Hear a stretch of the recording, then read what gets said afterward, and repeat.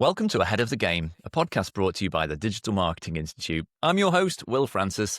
Today, I'm talking to Mary Beth O'Connor all about hospitality marketing. Welcome to the show. How you doing, Mary Beth? I'm doing great. Thanks so much for having me.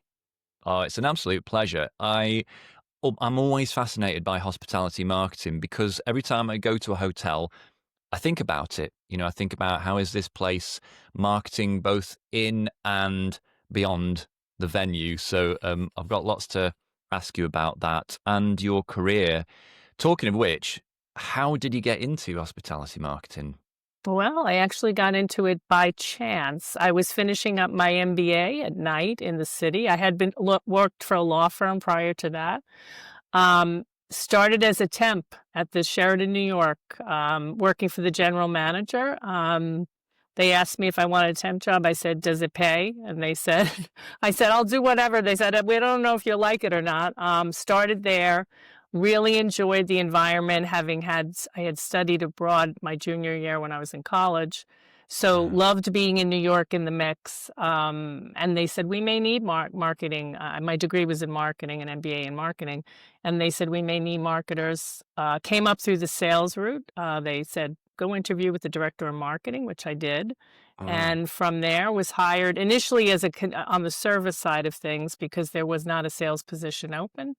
And then the rest is history. I kind of went up through the ranks and through the sales, international sales. I traveled a lot. I was bringing international guests into New York. And then that evolved into a director of sales and marketing position. So combining my sales experience and then getting into hotel marketing. So for the last 15 years or so, I've been in the director of sales and marketing for a sales team.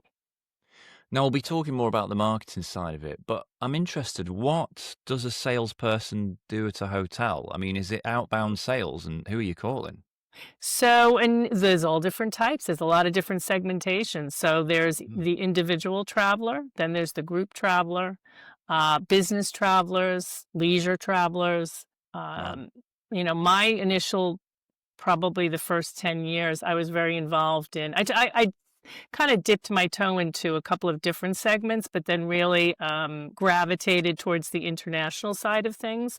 And I was responsible for bringing international guests into the New York property. So I traveled the world. I traveled all over, Asia, I went to Russia, I was in South America, and really just telling the story of the property and to whom, though? To travel agents?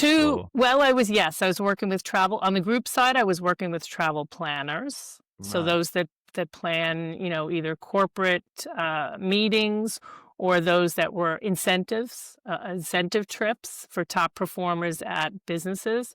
Or on the leisure side, it was, those going on vacation. So I was working with wholesalers. I did a lot of wholesale and then also business travelers.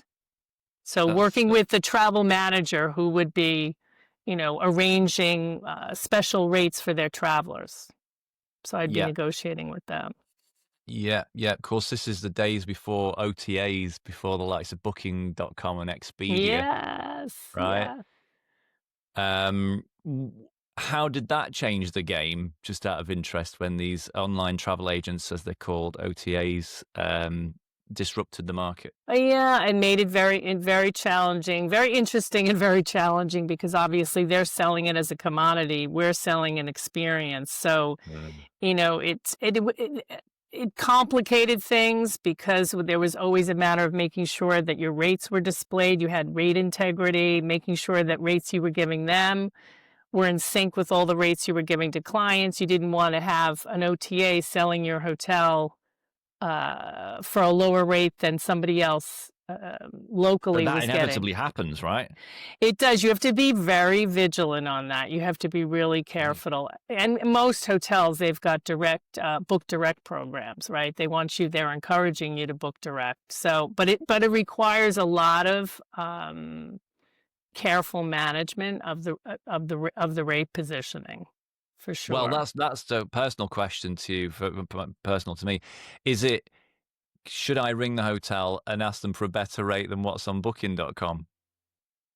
I I would say call the hotel, yes. I would definitely call the hotel, to be honest with you. I mean, when you book through an OTA, they serve their purpose, but also if there's any issue at the property, you're going to be directed back to the OTA Yes, that's what because you've worries me. That's booked why. with them. You've Right. booked with them and basically you've paid them. So at the end of the day, the hotel is really not going to be able to take care of the situation. They're going to direct you back to the OTA. Whereas if you've Yeah. booked directly at the hotel, it's a more personalized experience and you're dealing with the property directly. So you talk about it being commoditized, and that's happened to retail brands. Think about the resistance to appear on Amazon. It's sort of an analogy, isn't it, to It is. the OTA issue, and that's probably happened in so many industries if you think about it, where things get commoditized. How, from a marketing point of view, how does a luxury premium hotel push back against that and sort of cut through and tell their story and say more about what we are rather than just this commodity of rooms for a price? Well, to me, and this was most prevalent when I was at my last position at the Pierre Hotel in New York. Mm. It's really all, I would always say when I would go out and sell, it's all about the people. It's literally all about the people. And I had the best example of that when I was at the Pierre, because I have to say in my entire career, it was the best leadership team and entire team that I've ever worked with. I felt everybody was really invested in the property. Everyone really cared. Everyone was very focused on the guest experience, more so than any property I've ever worked at. And that really came through in the amount of repeat business that the hotel got, because when clients came and stayed, or guests came and stayed at the property, they were treated really well and very personalized experiences, and they wanted to come back. So we had a lot of repeat business. Which is very much retention is a big way Yes. to, I guess, fight back against the OTAs taking their cut, isn't it? Has retention, sort of driving that repeat business, become more important over the years? Yes, it's the focus. I mean, it's much more expensive to go out and acquire new business, obviously, than it is to retain business that's already at the hotel. So, but that requires a lot of focus, and it really requires, to me, it's all about the leadership at the top of the hotel, right? Who's really creating a culture where everybody wants to be part of a team, and that then is communicated and demonstrated in how the guests are treated. Yes, you're right, and the sum becomes greater than the parts or something, right? No, It's exactly. holistically together, that becomes something that's not easy to replicate by your competitors, etc. Yeah. Um, Yeah. what particular strategies or tactics have you seen work well in terms of driving retention? Again, I would say a lot of it has to do with really the training the employees. I mean, the guests, the employees that I worked with at the Pierre, they were all very proud of the property, very proud to work there, very engaging people. And I can say, and I have a good story about one person in particular that I worked with very closely. We had elevator attendants at the Pierre, believe it or not, back from the days technically, did we need one? No, probably not. But she was more of an ambassador for the hotel, and she worked in this small elevator back from the original elevators, back from when they were put in the 30s. Nice. And she greeted guests every day, and people knew her a lot of times more than they knew other people in the hotel. And I was at one point was selling to someone with Virtuoso, one of the luxury agencies. And I was talking about Katie and how important she was. And she would greet everybody in the elevator saying, "Welcome to my office." And everybody loved her. And anyway, speaking so much about her, 8 months later, this woman from Virtuoso called me up and said, "You spoke so highly of Katie. I really want to do a piece on her." And she came to the hotel Wow. and she said, "We're going to do a photo shoot." Now, to think that this woman in the elevator, who was in the elevator for 35 years, was going to have a story written about her in the Virtuoso magazine. And it was a great testament to her and a great testament to the hotel and how the employees were treated, and a great testament to how the hotel treated guests. So Well, that sort of reminds me of two mantras that I think we need to, I live by anyway in marketing. The first one is people buy from people. And the second one is the product is the marketing. The product being great is what um, you amplify in the marketing. You can't fix a poor hotel, right, with great marketing. But at the same time, yeah, that buying from people is so important. I had that experience. I went away a couple of times this year, and both times I saw named employees in the reviews when I looked at reviews, and lo and behold, they were doing an amazing job when we got to the place, and it was what you would go back for, you know? no, I definitely think that was why we had so many repeat customers, and they knew the employees by name. Our concierge, I mean, I traveled to Mexico for at one point for a trade show, and somebody there asked me about the concierge at the Pierre. So, he was so well known. I said, Yeah. you're internationally known, Maurice. But he was amazing at his job and just amazing at how he connected with the guests. Well, of course, we're seeing in channels like social media, we're seeing more people within a business show up and show their face to the audience and the potential clients. Do you think that a luxury hotel can and should be doing that kind of thing to even more amplify the people that make it special?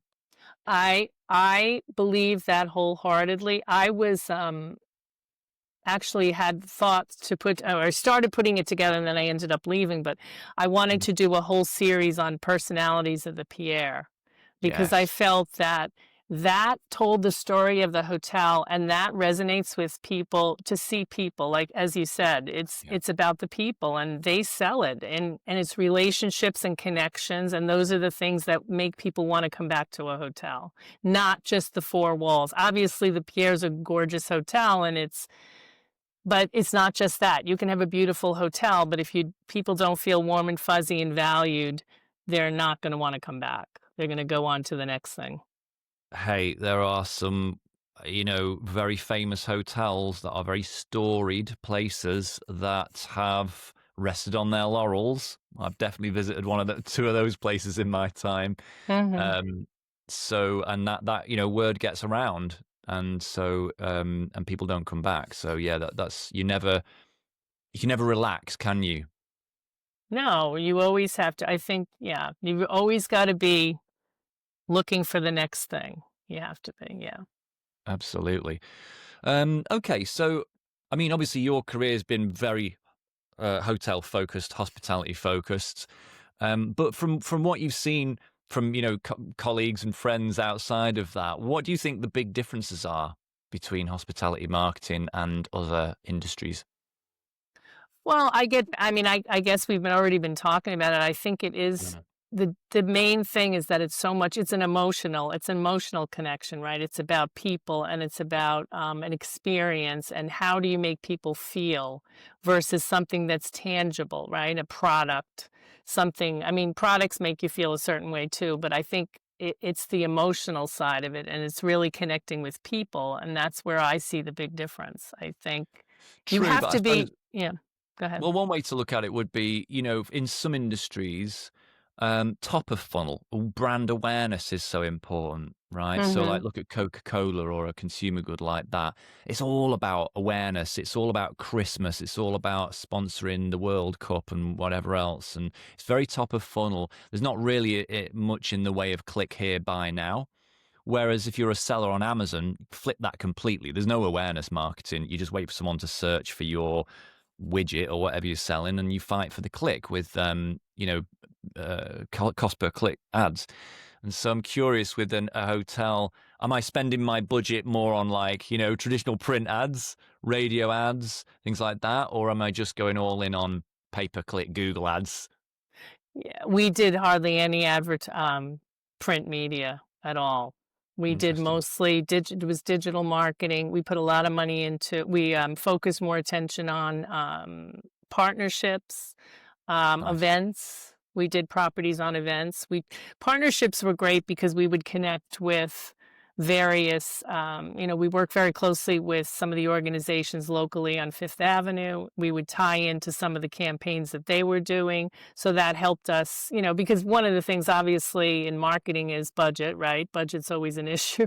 You never Yeah. have enough money to do what you want to do. So you kind of have to make your money stretch as far as you can. So we did a lot in the way of partnerships. We work with the Fifth Avenue Bid, Business Improvement District. Yeah. We did a tie-in with the Nutcracker and Lincoln Center. So we did that. Yeah. We tied in with that. Tried to tie in with what was going on at Central Park. With pickleball being a big and emerging Yeah. sport in the U.S. So we tied in with that. And then we did a lot of events. We did a lot of events, which really drew a lot of attention to the property. You mean events on the property that brought new people that otherwise wouldn't have come to or thought about the hotel? Yes, yes. So we tied in with the U.S. Open. So we did Nice. an event called Smash Bash, and we would have some of the players stay at the property. We did an event, and then we would use that obviously in our social marketing, our digital marketing. We did offers that were connected to those events. Yes, that's all very smart kind of theming and building something that feels substantive. When there's more than one thing around that theme, it starts to feel more of a thing rather than just a one-off. And you can make more noise about it and you can talk about it more. Yeah, that's interesting. It's bit of a running theme on our podcast, talking to people who talk about the power of partnerships, because if you partner with non-competing businesses like, retail stores and sports events and the city itself in some ways, then, well, it doesn't cost money in the way that advertising does. It's a barter deal, isn't it? You're giving something in return for something else, perhaps. Yeah, no, I mean, that's the way we looked at it. And the Pierre was part of a much smaller brand. We didn't have the same type of, we were part of Taj Hotels. We didn't have the same kind of budgets that you would have at, a Marriott or a Hilton, or teams of people coming down, which actually, working there was really interesting and fun for me, because I've always wanted to be more involved in the marketing process. And, having had a director of sales and marketing title for so many years, but then working for bigger organizations, when I worked for Starwood Hotels, they had teams of marketers that would come down and help the properties. So my role as a marketer was not as significant as the one that I had at the Pierre, for sure. Yes, yeah, yeah. And in terms of the audience, did you notice that changed particularly over the last 5 or 10 years? Are different people going to nice hotels like that? I would say the pandemic had a lot of effect on people, and the travel tendencies. People wanted to experience after the pandemic, which crazy. And it really affected everybody. It was kind of this whole approach of just wanting to experience whatever they could experience, right? And to go out and enjoy their life. And they didn't, after that, not knowing if life was what was going on and if it was ending or not, people were like, I just want to enjoy my life and I want to make the most of it. I want to be with my family. I want to see what I can see. And I think we started seeing, especially in the luxury end of travel, we saw a lot more people venturing out, spending money, wanting to just experience it all. Do you think, though, that was your less, let's say, traditional crowd, were there people you could see spending money that might not have splurged in the same way before? Yes, I would say that. I would say, yeah, I would. I would Because say I think, people were, yeah, go ahead. well, like you say, that's my sense of it. Is sort of it focuses the mind, and you get a bit more. You only live once type. No, exactly. Exactly. I think people looked at it that way and said, I better do it because I don't know when I'm going to do it again. Yeah, So I better make sure I do it. And I totally, I saw that for sure. And I still yeah, think that's even 6 years later, I still think it kind of changed the mindset a little bit. And, travel's always been something that people aspire to, people enjoy, people want to experience, but I think even more so after the pandemic, and I think still to this day, people are very focused on that experiences. I think less on material things and more on just kind of delving and enjoying life, delving into life and enjoying it. yes, yeah. Um, and how is the hospitality industry doing? Because depending on where people are in the world, I get really different answers to that. Well, hospitality and travel is also dependent on what's going on in the world. Mm, So, you really have to look at world events, what's going on, how the economy's doing, right? And yeah, whether or not, we've got a lot of stuff going on right now in the world. So that can certainly affect, choices as to where you go, whether you're traveling abroad, whether you're deciding to stay in the US. I know, for example, in the role that I'm in now, we are the sales and marketing team, sales and marketing organization for 35-star properties, most of which are located outside the US and all want the US market. So we are putting them in touch and marketing to advisors. And we work with the travel trade mainly, but we market to the advisor community to get them to know about, to have awareness of these properties, which are small boutique, yeah. independent properties. But they want the US market. So we focus, that's what we're bringing to them because it's such a big market. Yes. And I suppose is it a more lucrative market? Is it a market that's maybe got more um spending power, is prepared to pay certain rates per night? I Yes, don't know. that's exactly it. It's the spending power is more. It's a larger audience. The people are taking. I don't know the exact number of trips they're taking a year, but they like to Yeah. travel. It's just lucrative for them, so it's a good market. Everybody wants to be in the U.S. market. Um, Something I found when people come on my courses, so I teach marketing. That's Okay. a lot of what I do. And when I get people on my courses from hotels, one of the problems they have is that a hotel does some quite different things. It's got a hotel, it's got a restaurant, and it's sometimes got a spa, and Yes. then maybe it's got a golf course and some other things, right? And they really struggle with marketing those things in a coherent, holistic way because they feel that it's very different people who are into those things and very different things to say. I mean, have you dealt with that and overcome that?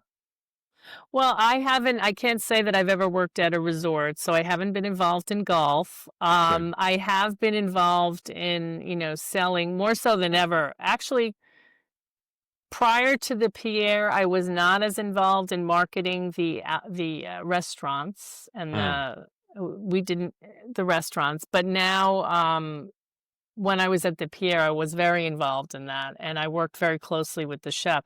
I I didn't really see that.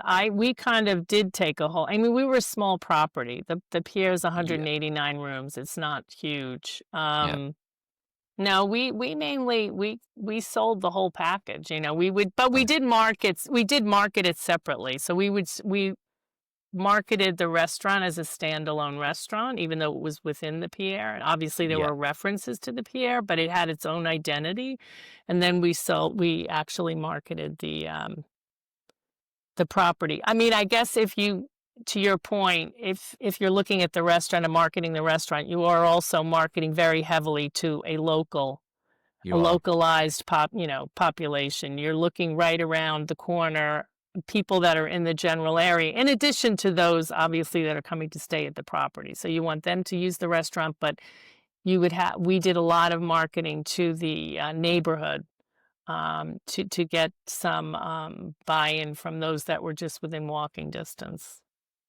Yeah, I get that. I mean, I think that's what I see in London is that, it's the Palm Court at the Langham, and it's got its own brand.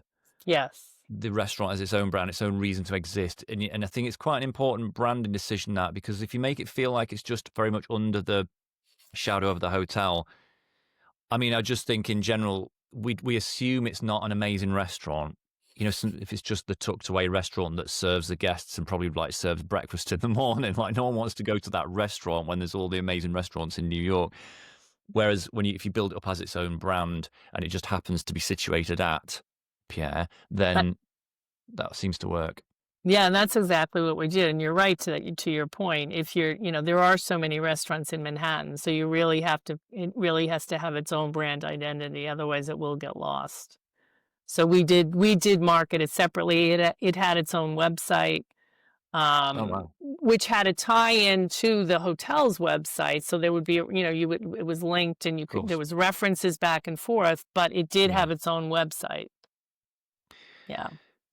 Talking about brand, though, I mean, how important is branding with hotels? It's not something I really think about much, but how important is building that brand and giving it the sort of real attention in the way that, again, you would for like a consumer brand product? I think it's important. More so for me, it's about selling the property versus selling, I mean, the last property when I was at the Pierre, it was a much smaller hotel in New York. So I think and it was kind of a unique situation because we're part of a bigger brand, but yet we only had 2 properties in the U.S. Yeah. So it was kind of interesting because we sold more the Pierre versus selling it as a brand of Taj. Yeah, I get that. But is that because it's quite a well-known hotel? It has a brand. I mean, what I'm getting to is the Pierre itself. It's quite a well-known hotel. It's got a brand. It's got a story. It's got a history. Mm-hmm. And so, to what extent, even though that's not really what you're providing for my so many dollars a night, how much do you lean on that? Oh, we lean on that all the time. A lot. Yeah, a lot. Because that's a balancing act. You don't want to start sounding like the place is some sort of museum to things that happened before. I see some of the more storied London hotels, the Savoy and the Ritz, etc. Really kind of they put some of that in there, but they don't overdo it because they want to make it clear that there's more special, amazing things to happen, and you could be part of that if you come and stay. Well, and you can't rely on the past completely, as you say. I mean, because then you're not relevant, right? You have to constantly be reevaluating. But I think we did pull a lot on the history, and I think that the interesting people that were at the hotel many years back, and people like that. I mean, I think there's a cachet with that. But as to your point, you don't want to rely on that totally because you need to remain current, and you have to be relevant to a newer audience, right? Because some of the people that are staying at the hotel now, they don't remember, they don't know the history all the time. Okay, right, that is interesting. But in saying that, who do you look to in your industry? Like, who are the examples that everyone's jealous of and everyone constantly reels off as the people that we should be more like in terms of marketing specifically?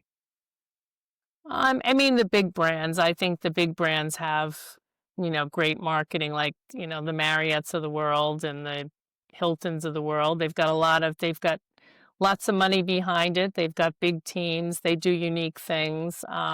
When I worked for Starwood years ago, that was a very innovative company, which has now become Marriott. Um, so I would say those would be the two that I would mention would be the But best. they've just got loads of money, Yeah, they have you know, money. which is helpful.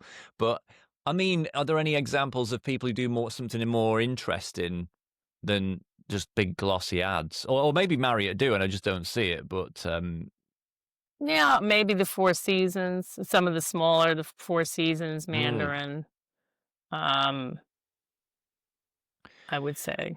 And to what extent have you seen things from those kind of brands and taken those strategies and seen stuff that's worked for them and done that yourself, deployed that yourself? Well, again, it's more. I think what you see with some of the smaller brands is the more personalized approach. So it's Yeah. more about the individual and kind of focusing on um, the people at the property, and that's really the kind of marketing that I was involved with. Yeah, yeah, of course. As a marketer, you can imagine that when I go on vacation, go and stay at a hotel, I'm often thinking about what are they doing here? Like, what are they doing for me now in terms of marketing? Do the marketing people have any presence or an ability to inject any presence into the premises itself? What do you think about that? Does marketing play a role on Property, site? sure. No, Mm. certainly does. As far as preferences, personal preferences, sending everything's personalized. So individual messages, welcome messages in the rooms, we used marketing in the elevators, Yeah, talking about what was on property, um, trying to attract guests to use, you really want to use all the facilities in the hotel, right? So you want them to spend their money on the property versus going outside, which is a challenge in New York, of course. That gets back to the conversation we had earlier about the restaurant, making sure the restaurant stands alone and has its own reputation so that therefore when uh, someone comes, they want to go to the restaurant. So we did a lot of internal marketing like that, and it was about, personalized messaging and yeah, I get that. And of course, now when you go to some hotels, you have a WhatsApp conversation with them.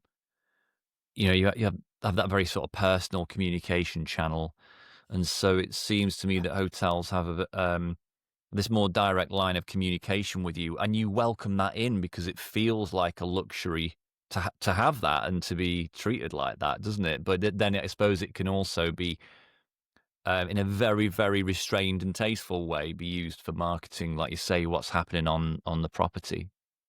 well, and it's interesting with obviously over the years, tech continues and will continue to play an important part in Yeah, hospitality marketing, but it's interesting because when you're dealing with, especially with luxury properties, right? yeah, You want to infuse that technology, but then you also want to retain the personalization.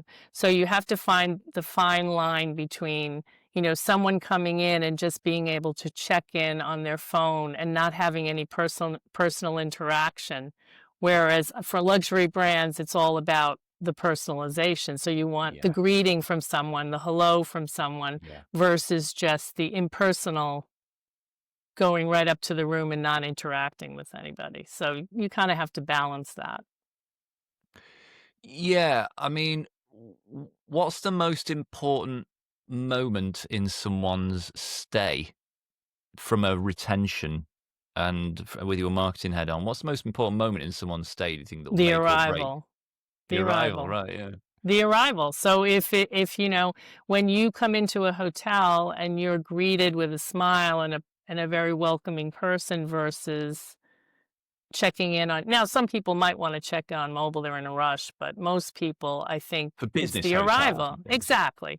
But it's the sense of arrival, and if you get the arrival right, if you don't get the arrival right, you gotta, then you're kind of behind the eight ball and you have to kind of make up for Right. it as you go along, but you really have to nail the arrival experience. It's really important. And yet, see, I agree with that, and I think that, and that's well, you're right, and I that was my sense, but it's bonkers to me that every hotel doesn't lean into that extremely hard. Like you would think they would over invest in that bit because so many don't. To be fair, you turn up to some hotels and there's a queue for reception, or there's just really kind of basic levels of service, let's say. Whereas sometimes you go to a hotel and you are literally greeted personally and guided through and given a drink on arrival and stuff. And like, you've got me. I mean, if you do that for me, it's like, I Right? love this place. Yeah, no, I mean, to me, that's where you make it happen at the beginning. You set the tone when you welcome someone warmly and they feel Mm. comfortable, and then, I think from there you're kind of setting the stage. Absolutely. And you know what? All businesses can learn something from that. It's not just hospitality. In anything. I used to run an ad agency, and we'd have the same mentality. The first thing we would deliver, we would always over deliver on it. To the first thing we would sort of show the client, we'd always spend more time on it than we were probably being paid for, because that first thing, when you win them over, then even when it goes wrong later, they'll believe that you've got this and that's just a one-off, and they'll believe that you are fantastic and they will defend you. No, um, I think that's so true. I totally agree with that. I think once you've built a reputation and people feel like they can trust you, then if yeah, something goes wrong, they're more likely to, they're still on your let. side. Yeah, exactly. They're still on your. That's a good way to put it. They're still on your Yeah. side. Yeah. No, it's very true. And thinking about that, putting you on the spot, but I mean, are there any other things? Again, you might be so in it, you can't quite make it objective. But are there any things that work really well in hospitality that you think all businesses could in some way learn from?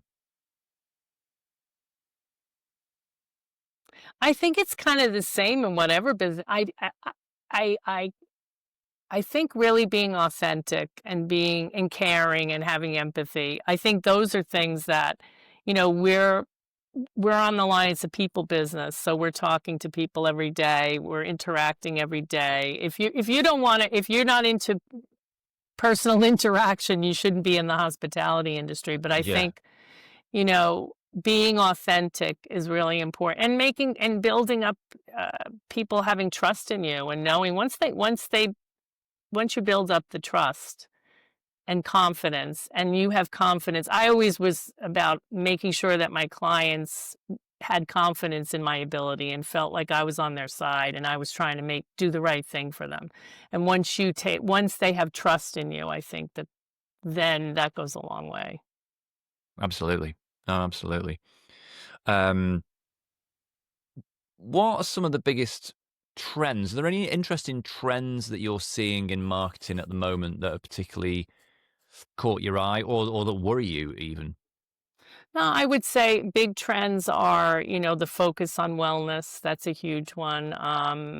Yeah. Again, going back to the pandemic, people are very concerned about longevity, life, making the most of their life and wanting to be healthy. So that is, wellness retreats. That's one of the pillars of the company I work for now. Most of the hotels that we work with have a spa or a wellness aspect to them, Mm. because that's important. The other one I would say is sustainability. Everybody's, very focused on the earth and making sure that we're taking care of it. So sustainability, and hotels are really focusing on that, and, you know, changing out amenities in the amenities that they used to put the individual shampoos, and now they're going through a whole other phase of having to go in, which is a big cost to the hotels, but Yeah. they're all doing the right thing and redoing that. And that's even a bigger thing, because you think about it in New York, it's not as easy to just change something out and put something on the wall in the bathroom. Then you have to get the buy-in from the people that actually do the work, right? So that's a whole other issue. But I would say that would be another thing. I would say women traveling. Women are a huge traveling population, and more women group travel, women wanting to go out Interesting. and do group travel, which I see a lot, and Mm, also women over 50 solo travel. So you yeah. see a lot of women going out and, and then creating, and that's why a lot of hotels will have specific programs like a wellness program where a solo woman can go and travel to a wellness hotel, but then Wow. feel part of a community. So you're going individually, but then you're part, you go to a wellness and you're doing, spa treatments, or you're doing yoga or Reiki or whatever it is, but then you're solo, but you're still part of a community. So those, I would say, are big trends that we see. That's really interesting. That is really interesting. So, I suppose that makes you think a lot about how you reach people through digital, because the beauty of digital is you can be very targeted. You can be very focused on Hmm. specific personas and use cases or needs, rather. Um, how do you do that in your current job? Like, how do you use the specific digital channels? We do a lot of we do webinars. Webinars is Nice. one thing we do. We do a lot of webinars, so we educate through webinars. And they've Who are been they for? those are for the travel advisors. So our Yeah. job, in my current job, as I mentioned, they're unbranded hotels. Yeah. They're smaller hotels. They're independent, so they really need to get exposure. And so we do that in various different ways. So we have webinars, and those would target the travel advisors. So Mm, educating them on the property. So then they want to go to their guests and sell that to them, right? So that, or educate them on that. We also do it through digital marketing. So we have, a robust list of travel advisors that we market to. So we're not marketing to the consumer, we're no. marketing to the travel trade. So we have really unique and fun, and I get back to creativity is a big aspect of it. I think what sets us apart is the creativity. So Yeah. we do a lot of that. Promotional, we send out promotions, obviously, targeted promotions. We target, we'll send out a mailing, and then we see, we look at where the click-throughs are. We have a Yeah. list. We have salespeople follow up. Yeah, Um, nice. So yeah, so a lot of it's B2B, and it's funny because again, I've spoken to so many people here about webinars doing so well in B2B, because they're a great lead generation thing. You get people's details, they sign up, but it's something about when people have spent time with you on a webinar, they're so much more invested than if you'd sent them like a brochure or just an email shot or a PDF or something. Oh, totally. And what we do, as you said, when you have people sign up, you get the list, and then Yeah. you can have salespeople follow up from there, and you know that they're already interested, right? Because they've been on the webinar, and then you follow up from there, and it's kind of the start of kind of moving things in the right direction. Yeah, no, absolutely. They are they're really valuable channel for people. Um, and how are you using social media? Firstly, tell me about how has influencer marketing changed hospitality? It is keeping us busy figuring really pinpointing who are the best influencers for the property, right? Because Yeah, when I sat at the Pierre, every day I would have somebody reaching out to me wanting to be an influencer, because obviously people want to stay in hotels, right? They're beautiful hotels. They want to come and they want to stay. So it's really a matter of kind of shifting through the noise and trying to figure out who aligns with your brand, who is going to best tell your story, and who aligns. I guess that would be the best way to look at it. I mean, I've had some people that reach out to me that in no way would I see them influencing people that are coming to my hotel.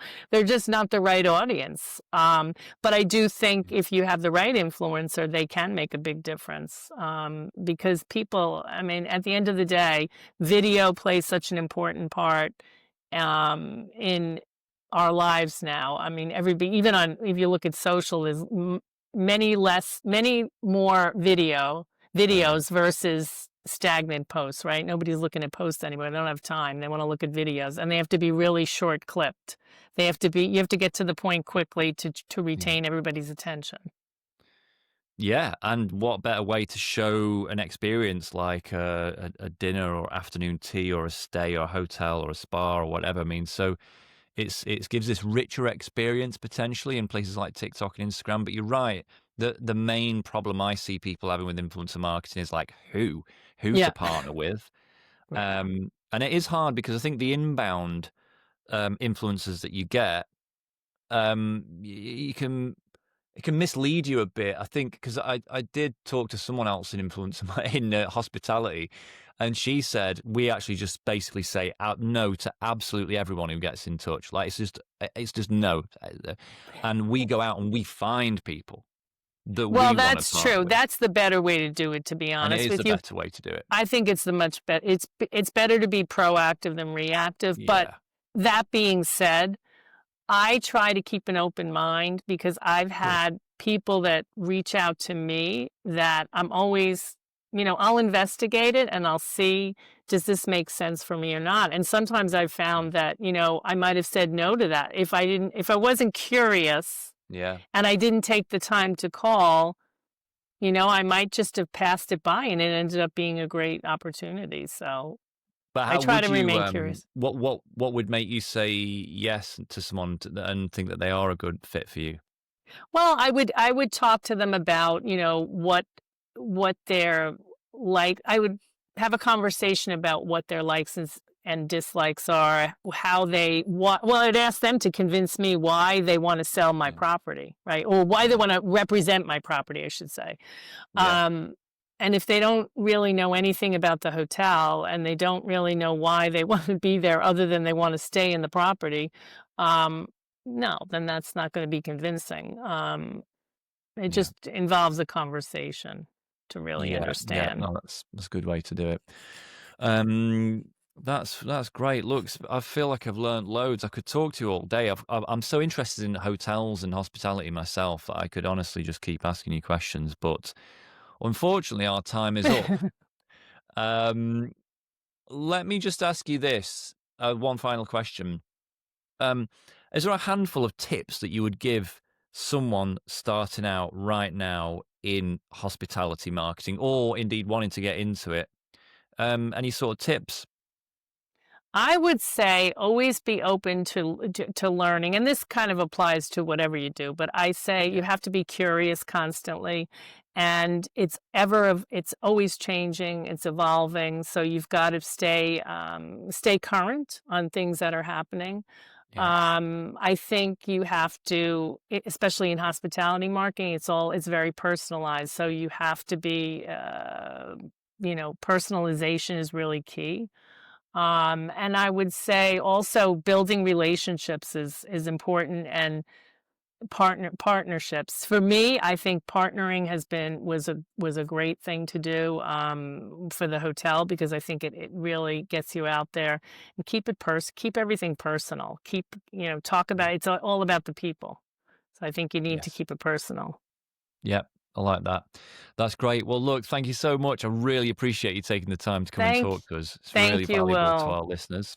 Um, One final thing, where can people find and connect with you online? You can reach me at my email address or the Well, your LinkedIn maybe or something like that Oh, if you're on LinkedIn. LinkedIn. Yeah, I'm on LinkedIn. Mary Beth O'Connor, Reimagine. I'm on LinkedIn. So you can reach Perfect. me Look, there. that's great. Well, look, thank you again. It's been great to chat, and I'll hopefully chat again soon. All right. Thank you, Will.